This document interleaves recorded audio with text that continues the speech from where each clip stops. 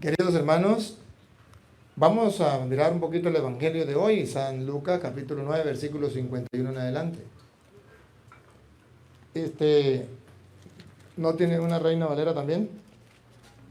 Para que me presten una Reina Valera. Vamos a comenzar con el Evangelio de hoy. Ustedes escucharon y vamos a compartir un poquito este Evangelio. Vamos a oír. 9:51 en adelante. ¿Cómo? Tiene que hacerse para este lado, para este lado. Como se iban cumpliendo los días de su asunción, él se afirmó en su voluntad de ir a Jerusalén. Así que envió mensajeros por delante que fueron y entraron en un pueblo de samaritanos para prepararle posada. Pero no lo recibieron, porque tenían intención de ir a Jerusalén. Ante la negativa, sus discípulos Santiago y Juan le dijeron: Señor, ¿quieres que mandemos bajar fuego del cielo y los consuma? Miren esto, ¿no? La tentación del cristiano. Querer con el poder de Dios destruir a los demás. ¿Quiere que mande a traer fuego del cielo y que los destruya? Pero Jesús se volvió y les reprendió. Un cristiano nunca debe utilizar el poder de Dios para destruir a los demás. Ah, no, porque yo tengo poder. Cosa que hacen los protestantes. Usted no se dio cuenta. Uno está prendido. Tiene el verde, pero está estable el verde. Ya un momentico, me felicito porque. Está bien, está bien. Ajá. ¿O dice que sí se oye? ¿Sí se oye? Ya está. No me engañen. Ajá. Hay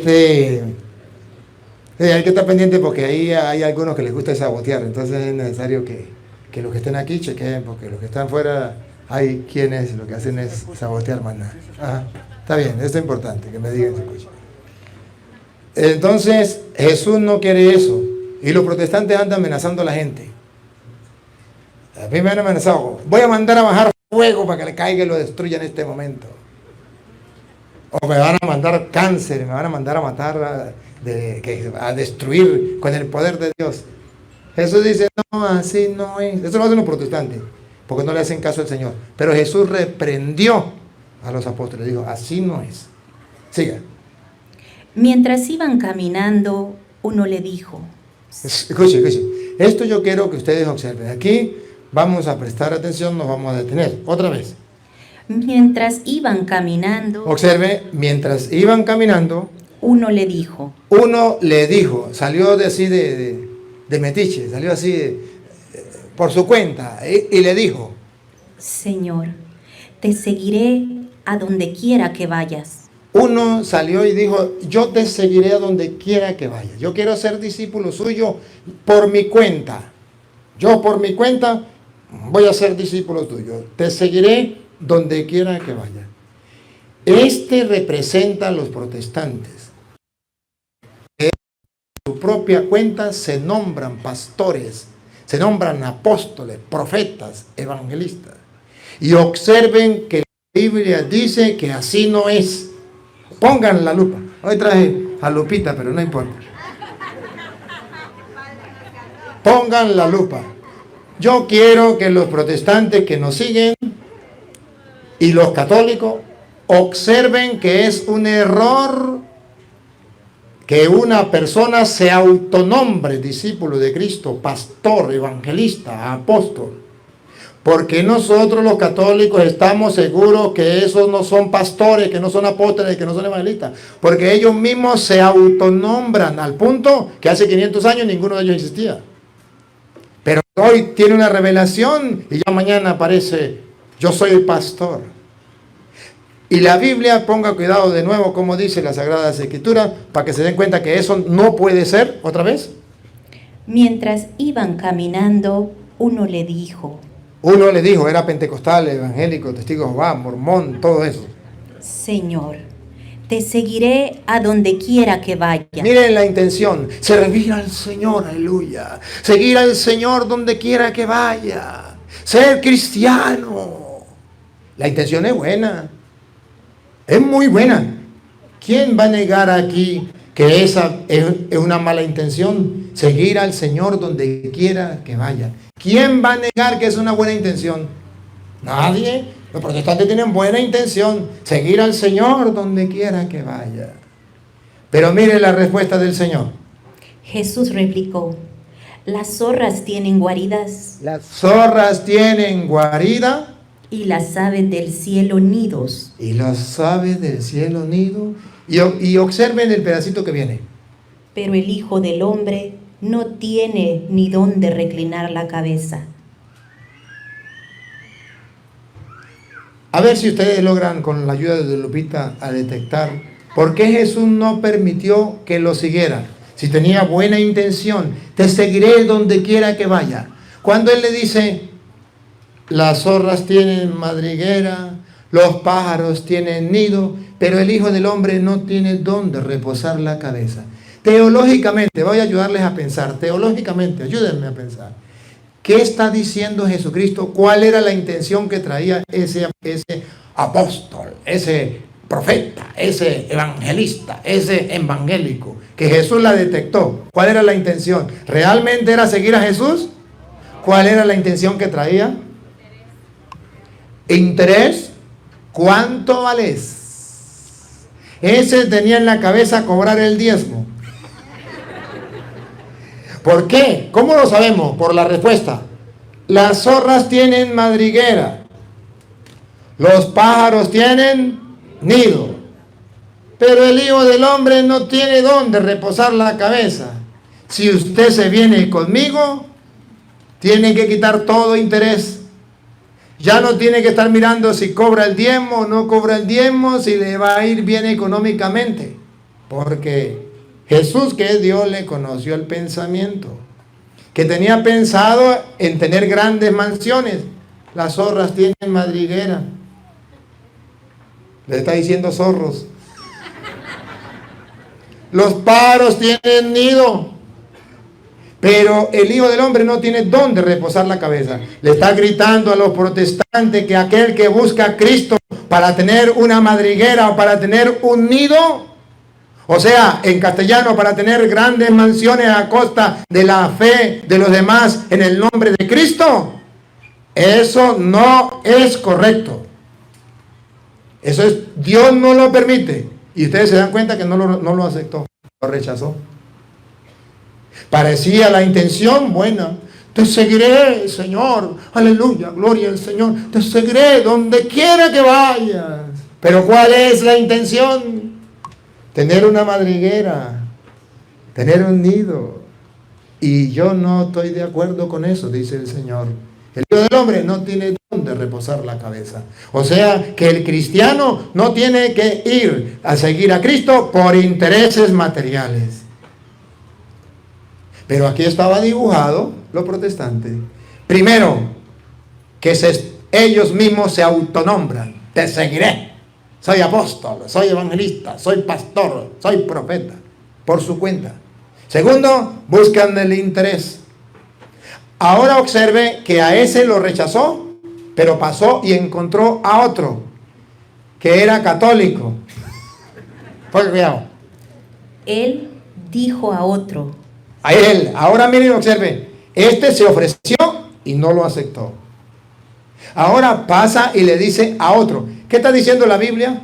Que los discípulos de Jesús no se autonombran, que los tiene que nombrar Él.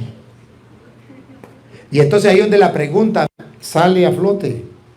¿Por qué los pastores evangélicos se autonombran? Porque ellos fundan una iglesia y se nombran pastores. ¿En qué parte de la Biblia lo dice? Y aquí la Biblia dice que no, que es aquel a quien Jesús llame. El agua, ahora sí tomo el agua que me dejó ofrecido hace rato. A otro le dijo, ven y sígueme. Las Sagradas Escrituras dicen, póngame la silla esta, aquella que está ahí, dale para acá.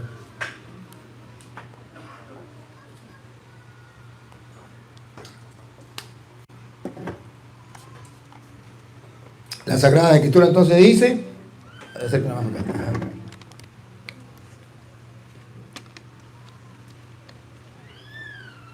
dice la Sagrada Escritura que es un llamado. Ven y sígueme. Es un llamado.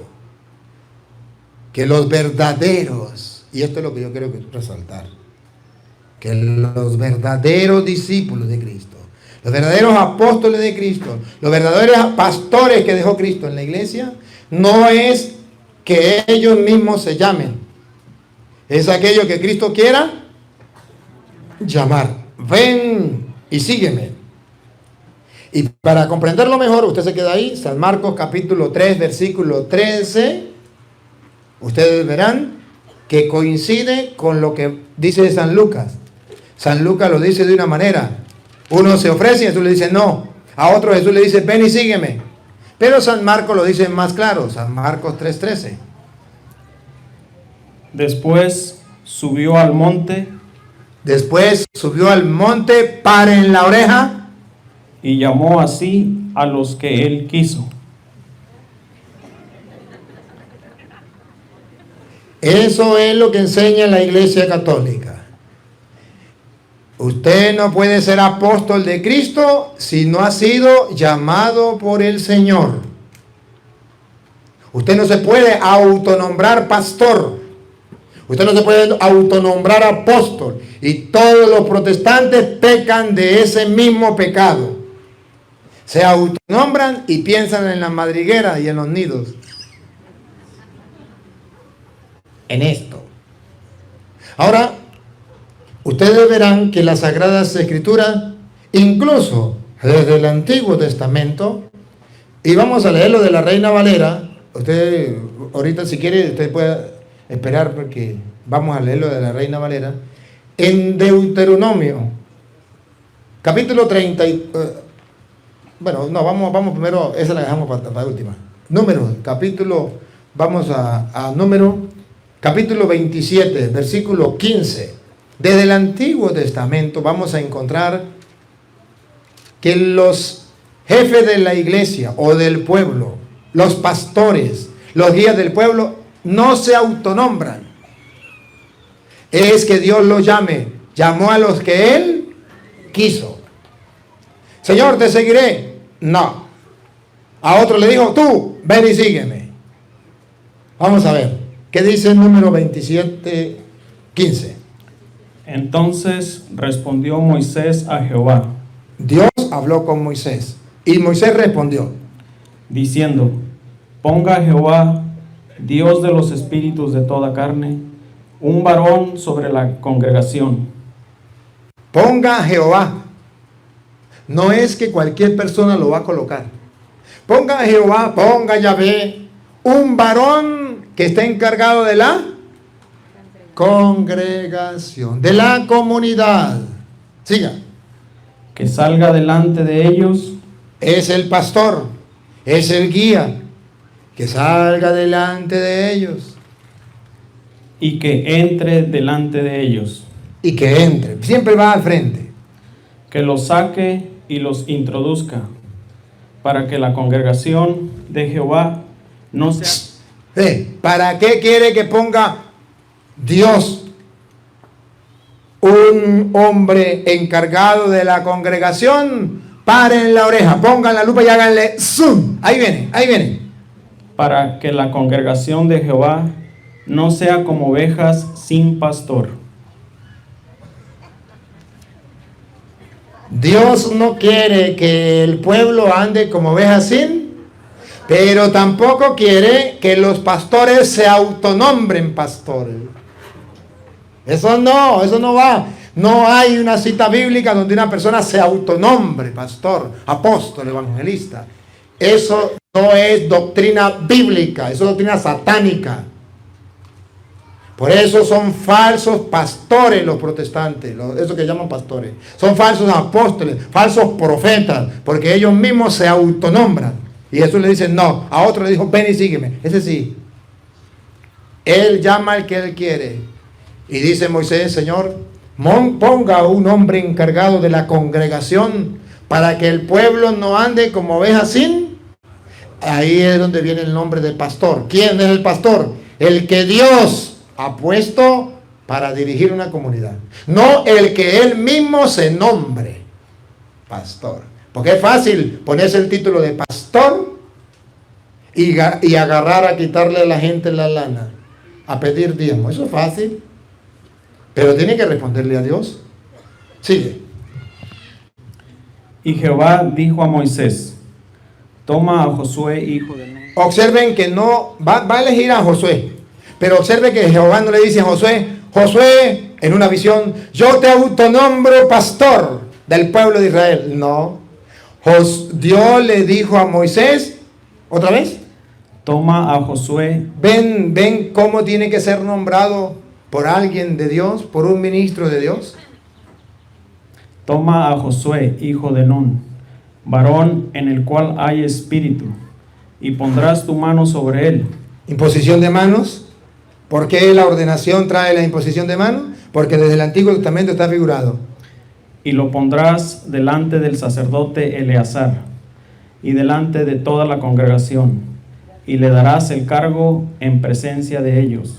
Se llama ordenación sacerdotal en el Nuevo Testamento, nosotros lo hacemos. Y pondrás de tu dignidad sobre él, para que toda la congregación de los... ¿Para qué le va a imponer la mano y para qué le impondrá la autoridad? Pongan cuidado, ¿para qué lo nombra pastor? Paren la oreja. Para que toda la congregación de los hijos de Israel... De los hijos de Israel... le obedezca. Le obedezcan. Por eso ustedes tienen que obedecer al sacerdote, al obispo, al pastor que el Señor ha colocado al frente de la comunidad, para que toda la congregación le obedezca. Pero si viene un pastor evangélico, a ese no, porque ese se autonombró.